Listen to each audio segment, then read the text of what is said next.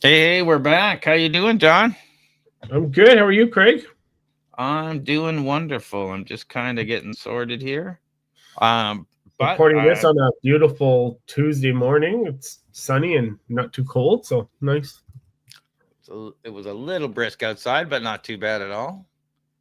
So let me just get my right tabs open here so we can jump right into it. We got a lot of cool stuff to talk about. Not the heliosphere. We're gonna start with the brain map. What? What? Of course, it was my last tab. So I have that here. Collapse that. Sorry, everyone. It's been we got a lot of cool stuff to talk about. I'm going to share my window here in a second and we'll get started. And you're down here, so I'll probably move you up there. And I'll move this down here and you over there. All right, let's do this. So many screens. Yes.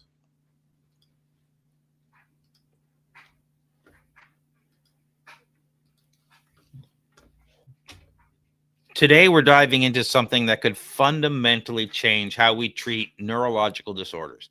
This is an exciting one. It looks like scientists have created the first comprehensive map of the entire mouse brain during a decision-making process, or the decision-making process, challenging everything we thought we knew about how our brains operate. A massive international team has mapped over 600,000 neurons across the entire mouse brain to see decision making in real time. The breakthrough finding is that decision making is not localized in one area, but is distributed across nearly the whole brain, with most activity being ongoing background noise, not task specific. What's going on here, John, and why do you think this is important? Yeah, so this is crazy because neuroscientists for decades believed that decision making worked like an assembly line. So information flows from your eyes to your visual cortex, then to a decision center, and finally to motor areas that make you act. But when the International Brain Laboratory mapped over 650,000 brain cells in mice making simple choices, they found something shocking. Like you said, the entire brain lights up. It lights up like a Christmas tree, and it happens during decision making. So there's activity simultaneously appearing across almost all brain regions. So it's not a neat assembly line. It's more like a massive coordinated orchestra where every section plays together to create the symphony of a single decision. And I love that. So the study used advanced neuropixel probes, which are silicon electrodes that can simultaneously record up to 1,000 individual neurons. And they deployed across 12 laboratories in a standardized experimental setup. So what the researchers did was they recorded from 621,733 individual brain cells across 139 mice, covering 279 brain areas, which represents 95% of mouse brain volume. So the paradigm was elegantly simple, yet scientifically rigorous. Mice sat before screens where black and white stripe markers flashed left or right, and they had to turn a wheel in the correct direction to receive a sugar reward. So, critically, some trials used extremely faint stimuli, forcing mice to rely on learned expectations about where the stimulus was likely to appear. But this just blows away everything that we've thought about. I think this is cool. What do you think? I think it's really cool. And to put it in another perspective, scientists have essentially created a Google Maps for the brain decision making process, but at the level of individual living cells. And they watch the whole brain, not just a small neighborhood, as the mouse made decisions to do this. So think traditional neuroscience is trying to understand how a city works by watching only the mayor's office. This new research is like watching every car, every pedestrian, every utility worker, every light switch across the entire city at the exact same time. So what this solves the problem of limited narrow view. Traditional studies only looked at small isolated brain regions, giving an incomplete picture of complex functions. And what this new capability unlocks is the ability to see how the brain-wide network coordinates and how much it's like you said, light up like a Christmas tree across all these things. And perhaps most surprisingly is that task-related neural activity accounts for only 5% of brain activity variability. The remaining 95 consists of ongoing cerebral activity that continues regardless of specific stimuli types. Yeah, what I like about this is the applications for this, right? So the methodology itself, what they use, can be applied to study conditions like schizophrenia or autism, which involve what they believe is a destructive prediction process. And so by understanding how expectations are coded throughout the brain, this distributed nature way of making decisions may explain why brain damage often has complex, unpredictable effects on behavior, if that makes sense.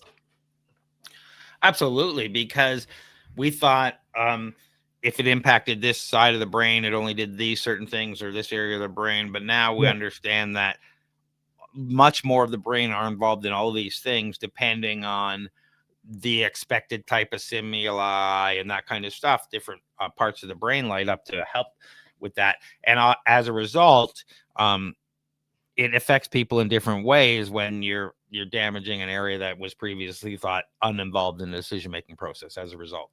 Yeah. And what I like about this study is it's not just isolated to one lab. This covered 12 laboratories, 139 mice, and 279 brain areas, right? So this is not just, oh yeah, this is one study and this will get disproven. No, this was a coordinated study. And it actually, there was a parallel study in 2024 that found similar distributed decision-making patterns in mice. So this isn't the first time, and this isn't just a one-off case, right? So there is a lot of clout and a lot of potential here.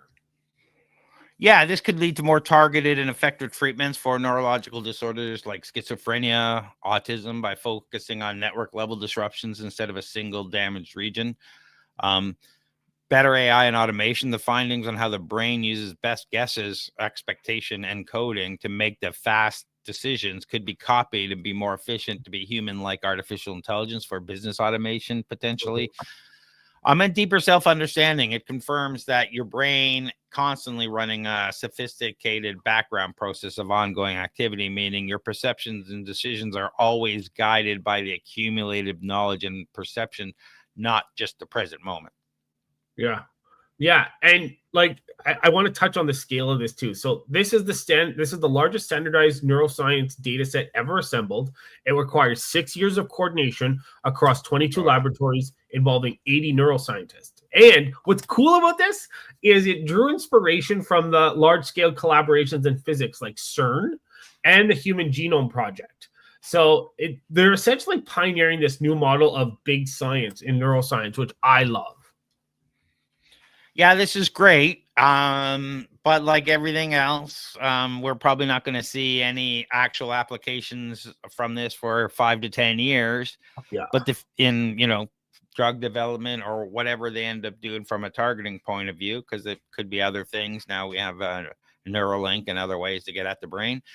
So this research breakthrough that provides fundamental map and methodology. It's not a product or anything, but it's a precursor for future medical technology that we're likely to see, like I said, in 5 to 10 years. It's probably going to be premium expensive at first, any sort of related to do this as stuff rolls out. And it's very complex. Like the concerns are the sheer scale. 95% of the brain is incredibly complex and challenging for research to fully analyze and translate into simple treatments. Like we've done this in a mouse, right?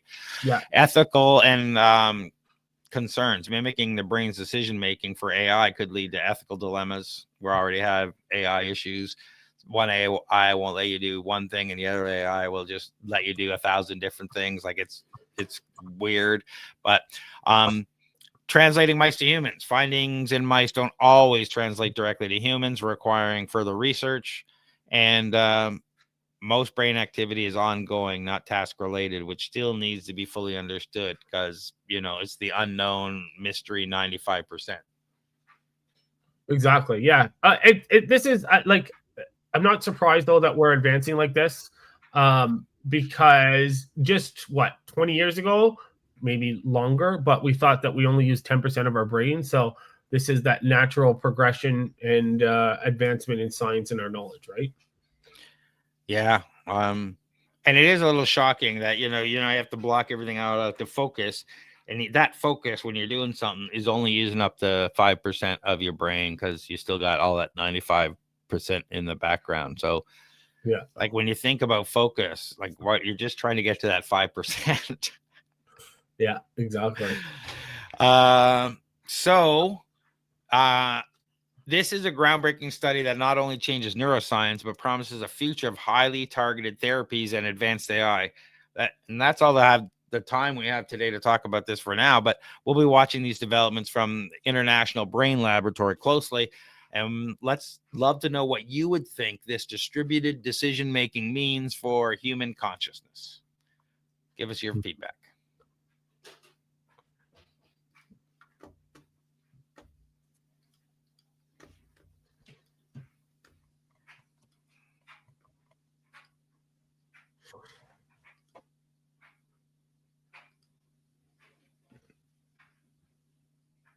Where are you? Can't find it. All right.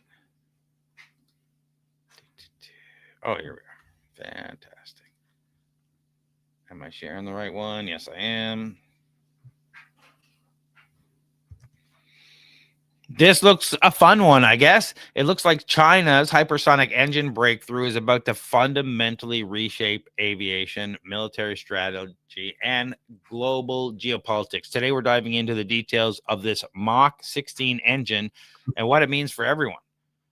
China recently unveiled a hypersonic engine capable of sustaining Mach 16 or 20,000 kilometers per hour speed, which is the world's first for a jet fueled powered system. This is a massive deal because it solves long-standing stability and efficiency issues, promising to shrink intercontinental travel to just a couple of hours while massively impact global military capabilities. This is massive implications to consumers and military. What do you think about this, John? This is cool. So just to put it into perspective, so for those of you that are not that are in the US listening to this, that's 12,400 miles per hour. That's fast enough to circle the entire globe in just 2 hours. And to put this into another perspective, a flight from New York to London, which normally would take about 7 to 8 hours, if they were to fly in this, would take about 17 minutes. That's crazy. So the engine itself that they've developed, it operates through two distinct propulsion modes that essentially seamlessly transition based on velocity. So in sub Mach 7 flight, which still is nuts that we're talking about sub Mach 7, it functions as a continuous rotating detonation engine, or RDE, where external air mixes with fuel to create a shockwave that propagates spirally through a cylindrical chamber. So this rotating detonation wave travels circumferentially at extremely high speeds. And so it's continuously igniting fresh fuel-air mixture and generating thrust through rapid pressure gain combustion. Now, above Mach 7, the system transitions to oblique detonation mode, where the shockwave stops rotating and focuses on a circular platform at the engine's rear. So the transition itself utilizes an inclined intake manifold to compress incoming air before ignition. And that creates an oblique detonation that generates greater thrust and enhanced stability at hypersonic velocities. So the oblique detonation propagates in a nearly straight line format, maintaining continuous thrust through a fundamentally different combustion mechanism than the rotating mode. The biggest problem that they had identified was the challenge transitioning between Mach 7 and above Mach 7, but this is just nuts. Like, I thought we were still trying to achieve Mach 7, Mach 5, Mach 6 at this point. Were we not? Yeah, this is a huge jump. Well, we just talked, I honestly can't remember, but we just talked about the new GE solid propulsion ramjet engine Yeah, and what it could do a couple of weeks ago, but I the can't solid fuel. remember what its top speed was. But it was definitely fairly high. But I thought it was in the Mach 6 range with the solid fuel propulsion. Again, I don't quote me because it. Yeah. But this is amazing. Like it's insane, and a couple of things. Let's just when we think, oh, great. Oblique detonation mode and rotation detonation mode, rotary detonation mode. So this is like imagining your car, but the engine doesn't just go faster, but uses controlled miniature explosions to generate constant smooth power for incredible speed. So it's not just like a jet engine. It's literally millisecond explosions pushing this thing forward. The dual engine is quite crazy. This overcomes major historical hurdles in this field, ensuring stability and achieving a good fuel efficiency at hypersonic speed, apparently, and unlocks capability for sustaining flights at Mach 16 using standard aviation kerosene or the fuel that they use, which is a huge performance leap. And it's the world's first jet-fueled powered system capable of sustaining operation at this extreme velocity. So travel time potentially from Paris to New York is under an hour. Yeah. This is crazy. Now, the thing is this is not just theoretical. Like they've actually tested it at JF-12, the shock tunnel in Beijing. So they demonstrated sustained oblique detonation waves using RP3 jet fuel, which is similar to US military JP8, which I don't know what the mixture is, for over 2 seconds, which that was essentially simulating Mach 8 flight at 30 kilometer altitude. And so the test showed combustion rates 1,000 times faster than traditional scramjets. And the scramjets are what we use to get beyond the speed of sound and go a lot faster, right? So this has operational capability between Mach 6 and Mach 16. Also, the pressure sensors, they recorded post-detonation spikes to 272 kilopascals, which is 10 times pre-ignition pressure, which they're confirming that has meaningful thrust generation, which is absolutely, like, I'm blown away by these numbers. And I'm not a huge aviation geek, but this makes me an aviation geek, this stuff. Yeah, and the engine can achieve an incredible 80% thermal efficiency, dwarfing conventional engines, which have a typical 20 to 30% efficiency rating. So there's a lot of really cool stuff here. I guess the concerns we have are, the speed of Mach 16 weapons compresses decision-making timelines during military conflicts. And, it's soon going to be out of our human hands. Yeah. You know what blows me away, though, is you know how old this technology is? So they revived and advanced the oblique detonation engine concepts that were originally proposed by the University of Michigan in 1958. That's nuts. Amazing. Yeah. So this technology's existed since the 50s. So like we haven't really advanced, like obviously we've advanced the technology, but we haven't invented new technology. We're just advancing old technology or old proposed technology, which kind of blows me away. Yeah, current missile defense systems struggle against targets exceeding Mach 5. Hypersonic missiles operating at Mach 16 present a nearly insurmountable interception challenge. So it'll be interesting. Yeah. And the fact that they're leaning on this technology that was presented, so long ago, I didn't read that date. So I'm amazed at that. But this has been validated and tested. So it appears to be working, but it's still a prototype.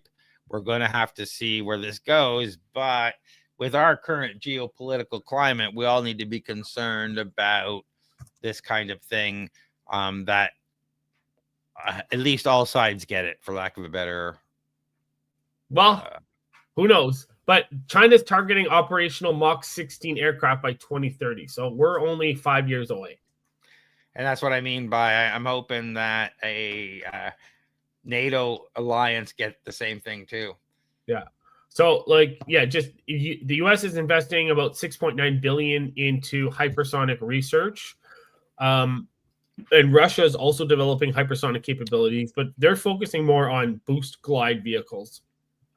So, yeah, this is a huge paradigm shift from Mach 5.6 weapons to Mach 16 plus. Like that's just a huge leap. Yeah, absolutely. And Yukti said 12,400. Oh my God. Thanks for the comment. Yeah, it's crazy that it's just like this fast and we're making these jumps. And what does that mean? Like the scenario we've had all through the Cold War was, when Russia pushes the button, we have how many minutes to make a decision on whether we strike back or defense and all that stuff. And that's now seconds probably, or anyway, a lot less when you start looking at these things. Yeah. And our next story is going to be about a new AI jet fighter. So hopefully these things, like it just feels like we're scaling things up at a military level that is not cool. But if we could de-escalate that, the fact that the world gets smaller and we could travel to the other side of the world in a couple of hours, that is amazing. Yeah. So that's the overview of this breakthrough that feels straight out of science fiction. Mach 16 travel powered by jet fuel. The geopolitical ripple effects are already starting, forcing global recalculations about defense and the future of human movement. And what are your thoughts on 2-hour global travel or the new arms race dynamic? Let us know what you think. We'd love to hear from you.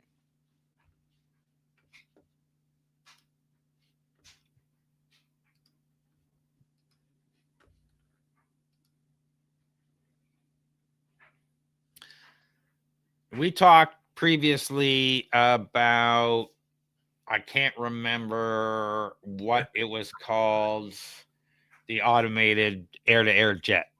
Do you remember? Yeah, I can't remember. I'll go back and look. But in a previous podcast, we talked about it. But today we're driving into something that sounds straight out of a sci-fi movie, a supersonic jet that has no pilot, no runway. Shield AI has unveiled the X-Bat, a revolutionary autonomous aircraft that combines VTOL, vertical takeoff and landing, with advanced AI, redefining what's possible in air combat. The X-Bat is a new class of military drone capable of supersonic speeds and vertical takeoff. Its AI, called HiveMind, allows it to make complex tactical decisions completely independent, making it cheaper, more survivable, and vastly more flexible than traditional manned fighter jets. This isn't just a new plane. It's a fundamental shift towards affordable mass in military air power. Scary. Skynet is here. What do you think about this, John? Yeah, this is crazy. So this is a HiveMind AI system. So the core of XBAT, it's the HiveMind system, and it underwent extensive validation through real-world testing on the X-62A Vista, which is a modified F-16, and that engaged in autonomous air combat trials against manned aircraft. So, not surprisingly, though, the AI system used reinforced learning, where agents undergo continuous training, completing millions of dogfighting simulations per day through an evolving opponent league system that pits the best performing AI agents against increasingly capable adversaries. I would love to see what that system looks like. That would be super cool. But so during their demonstration, the Secretary of Air Force, Frank Kendall, flew in the front seat while the AI executed within visual range combat maneuvers with human safety pilot in the back seat who never had to intervene.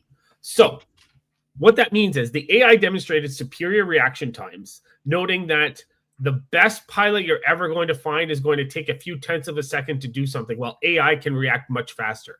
That scares the crap out of me.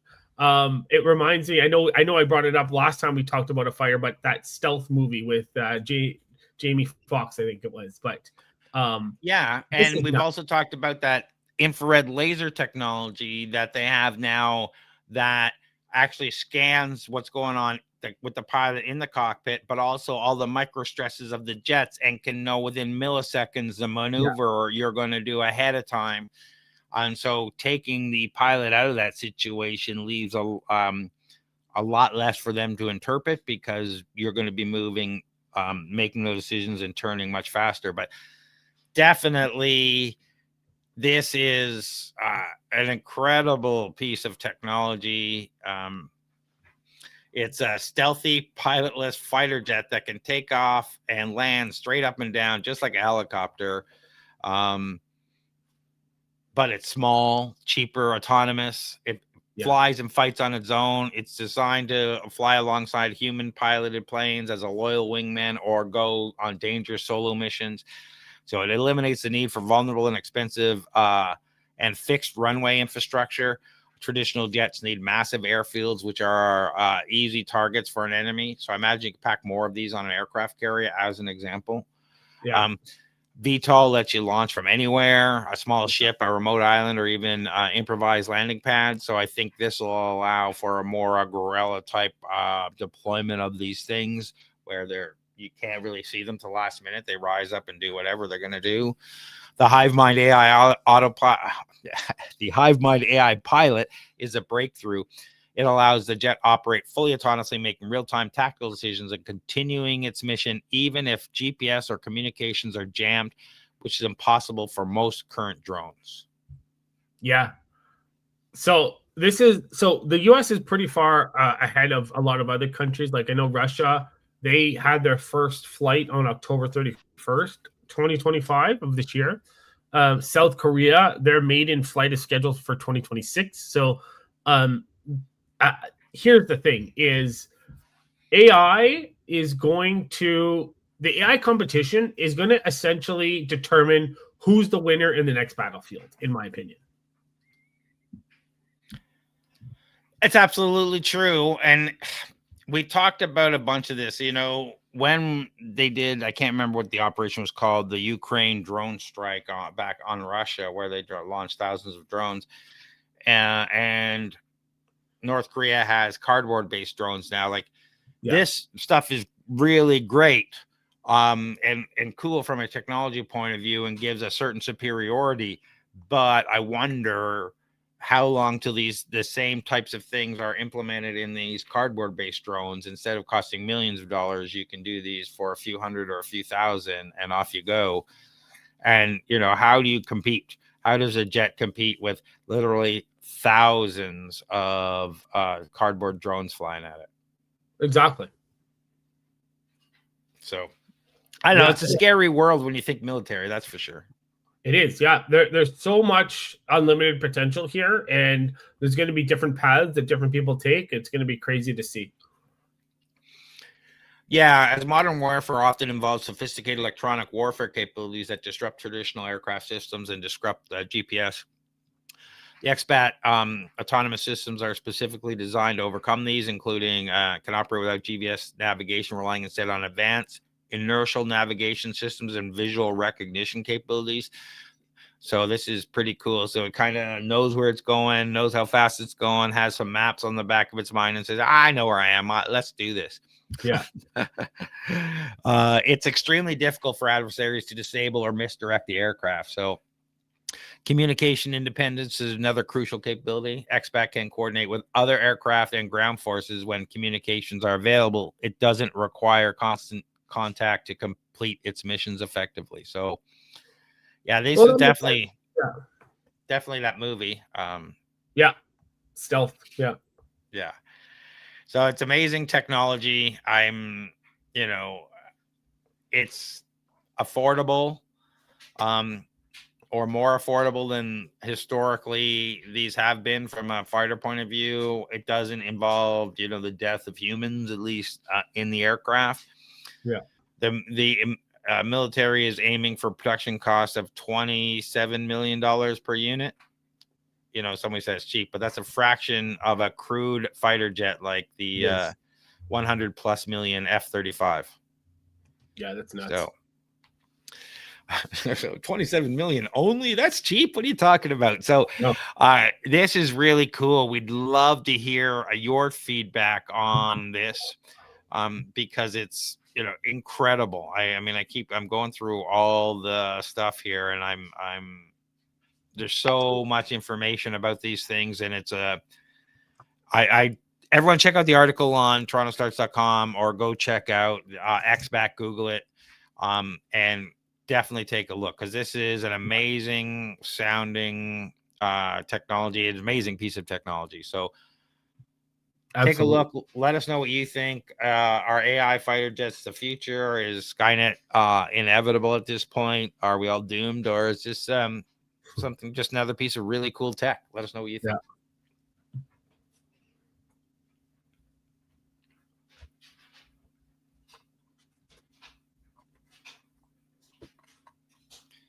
All right.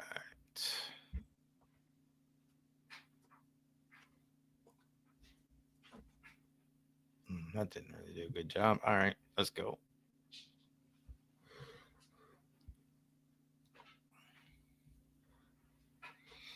Remember Peloton? It was the biggest rage before COVID, and then during COVID, and then it was where people hung their laundry. Almost all other of these machines, but Peloton is back. It just unveiled its new AI-powered relaunch featuring Peloton IQ and a new multi-modality equipment, sparking a major price increase for customers and hopefully people coming flocking back to the platform. What do you think about this new Peloton IQ? Is this going to be a game changer for them, or is it just a gimmick that's not really going to bring people back? I think based on, so it's not just AI, right? So let's just talk about it for a second. So it's a sophisticated fusion of computer vision and custom built large language models that the company developed in-house rather than using off-the-shelf solutions. So the way it works is it employs built-in movement tracking cameras on the Premium Plus models that provide real-time form feedback, automatic rep counting, and dynamic weight suggestions during strength workouts. So the AI integrates data from multiple sources, including workout history, music preferences, and third-party fitness trackers from Apple, Fitbit, and Garmin to create these personalized training plans and performance estimates. So the system can analyze movement patterns in real time. It can provide corrective cues such as lower your squat or suggesting weight adjustments based on form degradation or rep completion speed.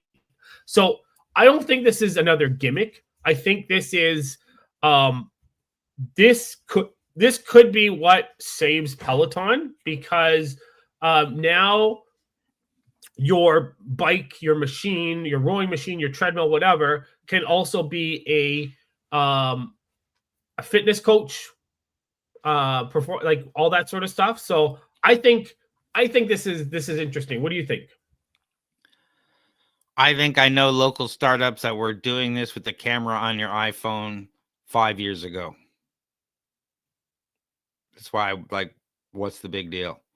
You set up the camera, it tells you whether you're doing it right, it counts your reps, it looks and can tell what the weight is and record all that stuff. Why do you need Peloton for that? They already have the market for it.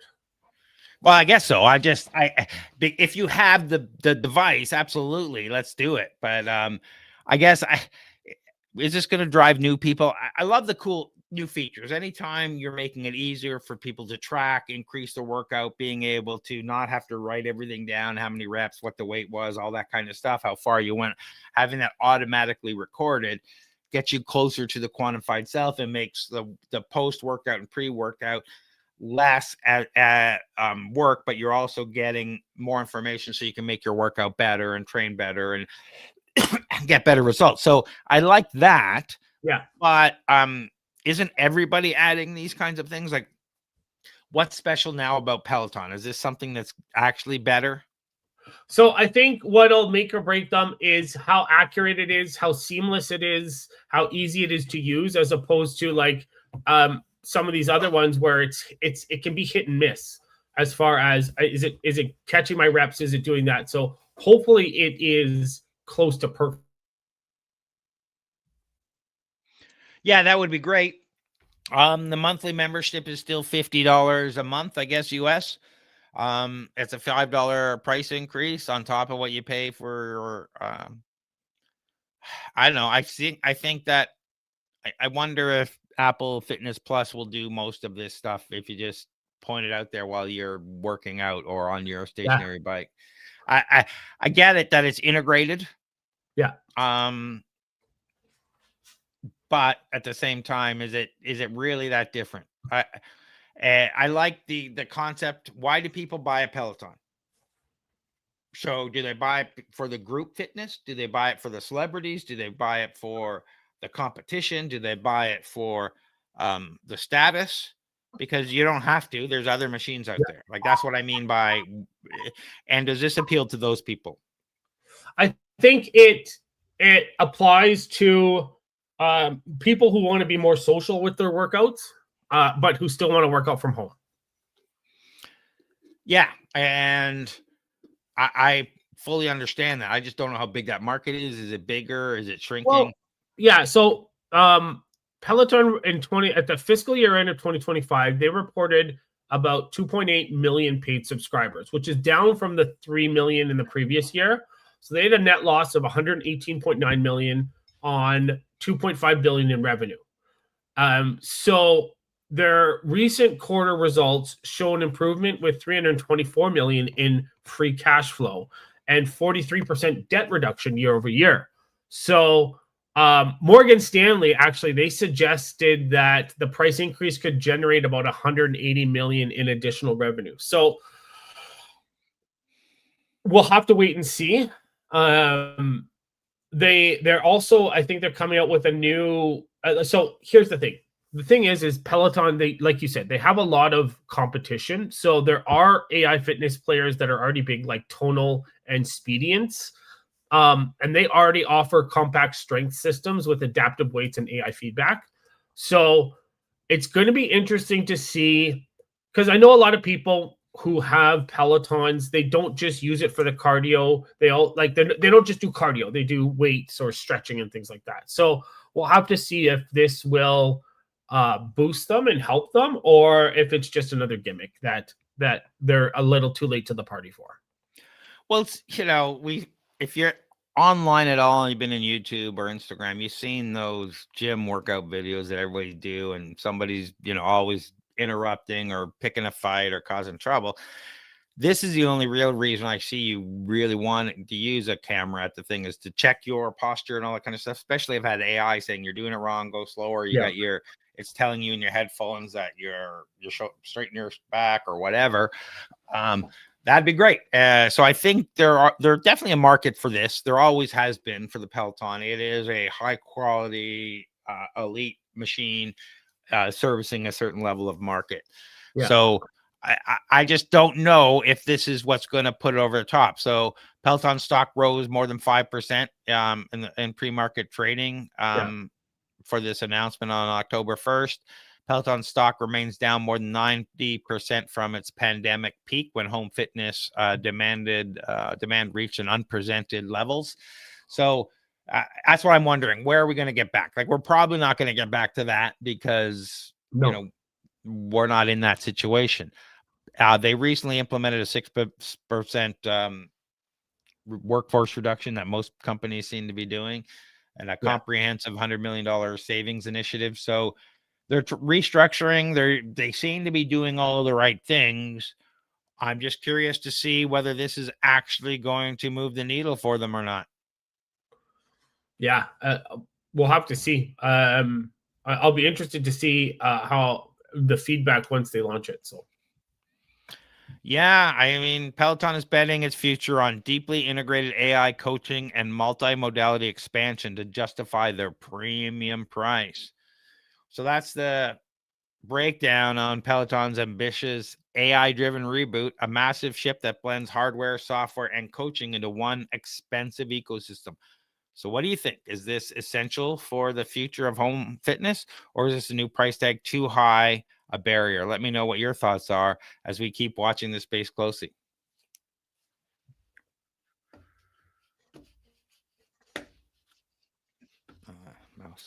went away or something. Okay.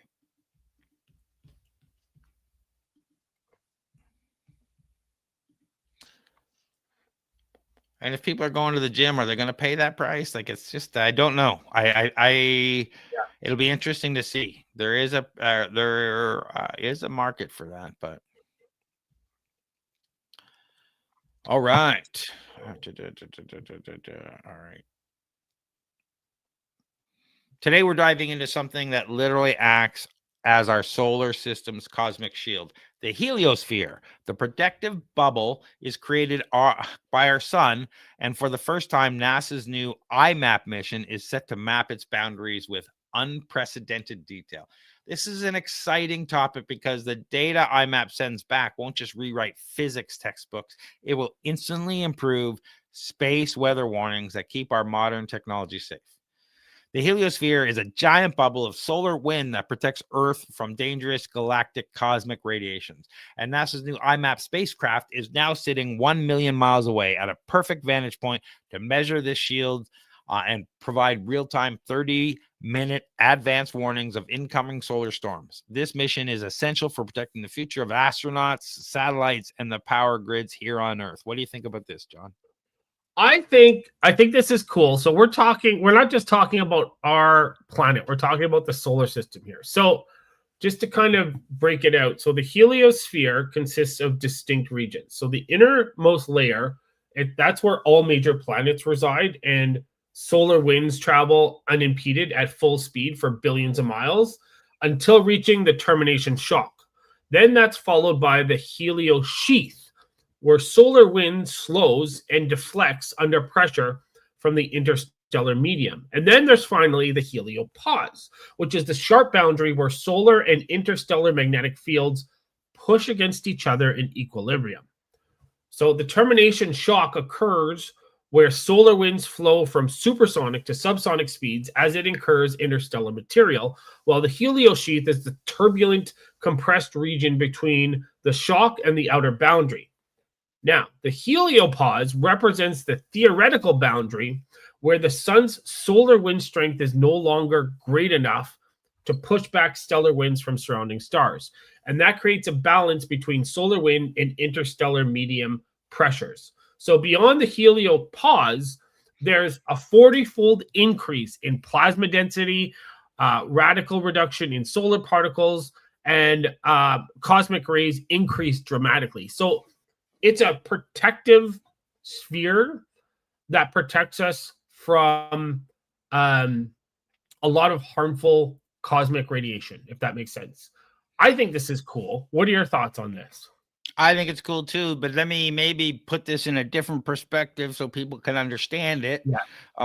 Because you really get scientific. The heliosphere is a gigantic. No, that's why we're here. The heliosphere is a gigantic magnetic bubble that the sun blows around our entire solar system. Think of it like a magnetic field around a ship that pushes away water. The sun constantly shoots out stream of charged particles called solar wind, and this wind inflates the bubble. Its main job is to act as a force field, deflecting the super fast, dangerous radiation called galactic cosmic rays that come from the rest of the galaxy, keeping us and our planet safe. The IMAP mission is like sending a new, highly advanced radar dish to the edge of the bubble to finally get a clear picture of what's going on out there. Yeah. So it's tough to kind of grasp, but so here's the thing, and just to kind of talk about IMAP for a second. IMAP is going to provide approximately 30 minutes advance warning for incoming harmful solar radiation. And that's crucial because NASA is preparing for the Artemis 2 mission around the moon in early 2026, and also future potential human flight missions to Mars. So the mission is going to study space weather conditions that can disrupt global communications, electrical grids, damage satellites, pose health risks to astronauts, a whole bunch of things. For those of you that don't know, so if you ever look up in the sky at night, if you're ever lucky to see the northern lights or aurora borealis, that is cosmic radiation. Those are solar rays. That is magnetic disturbance flowing through our protective layers. Sometimes there's solar flares that come from the sun that are so strong that disrupt communication. And they could even get as high at some point to kind of wipe out all electronics on Earth. So that's why this stuff is critical. Absolutely. Like, this is going to rewrite textbooks on the heliospheric physics, fundamentally changing our understanding on how our solar system interacts with a wider galaxy. It's a new detailed map of previously blurry boundaries. So, by predicting solar storms, it helped protect satellites that power your GPS navigation, cell phone signals, and broadcast televisions. So we'll have more reliable GPS and communications. The data will help forecasting centers issue alerts that allow power companies to protect the electrical grids from surges caused by intense solar storms, preventing major blackouts. Safer air travel, enhanced forecasts will benefit airlines. A strong solar weather can affect communication navigational systems, leading to smoother, safer operations. And future space exploration. IMAP is directly providing critical safety data for NASA's Artemis program and eventual crewed missions to Mars, protecting the future of astronauts and humanity. So the mission is already launched and is operational. It took 108 days to reach its position at the Lagrange point 1. The primary data collection phase is planned for 2 years. Real-time data broadcasting is now active via the iAlert system, meaning we are already seeing benefits in enhanced space and weather forecasting models. Yeah, this is really cool. I'm really excited to see what can come of this, right? Yeah, and hopefully, this, like, as we map more and more stuff, we'll figure out more about what the universe is going on, but maybe we'll also get to know and understand a little bit more of what's outside the universe. Like, what's that satellite or asteroid everyone's talking about that might be alien because it just changed its trajectory? Yeah, I can't remember what the name of it was, but yeah, I know what you're talking about.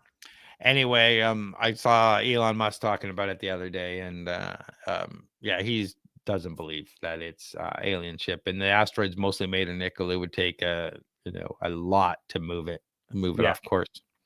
Anyway, that besides the point. This is an incredible technology that we're going to keep track of. Things in space, more and more missions in space. I feel like we are living in a sci-fi world, and that this is that is a cosmic shield that is absolutely essential for life, modern society. The fact that we now have a new highly advanced sentinel sitting a million miles away, constantly watching our flank, is a truly significant step forward for humanity. Like, who would have thought we'd have spaceships out there watching for things coming in, now? So what do you think? Are you ready for textbooks to be rewritten? Let us know what you comments below. Are you excited about this?